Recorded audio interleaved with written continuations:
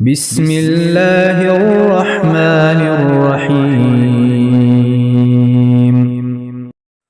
جامع بن راشد نے بیان کیا، ان سے ابو وائل نے اور ان سے حذیفہ رضی اللہ عنہ نے کہ حضرت عمر رضی اللہ عنہ نے پوچھا، فتنے کے متعلق رسول اللہ صلی اللہ علیہ وسلم کی حدیث کسی کو یاد ہے؟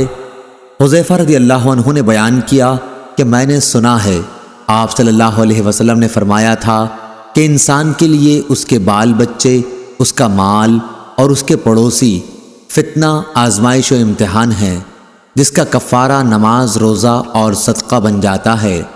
عمر رضی اللہ عنہ نے کہا کہ میں اس کے متعلق نہیں پوچھتا، میری مراد تو اس فتنے سے ہے جو سمندر کی موجوں کی طرح امڈ آئے گا۔ اس پر حذیفہ رضی اللہ عنہ نے کہا کہ آپ کے اور اس فتنے کے درمیان ایک بند دروازہ ہے، یعنی آپ کے دور میں وہ فتنہ شروع نہیں ہوگا۔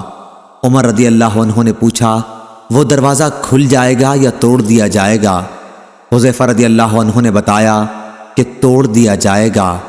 عمر رضی اللہ عنہ نے فرمایا کہ پھر تو قیامت تک کبھی بند نہ ہو پائے گا۔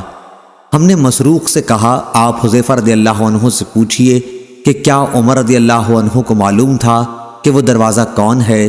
چنانچہ مسروق نے پوچھا تو آپ نے فرمایا، ہاں، بالکل اس طرح انہیں علم تھا جیسے رات کے بعد دن کے آنے کا علم ہوتا ہے۔ صحیح بخاری حدیث نمبر 1895۔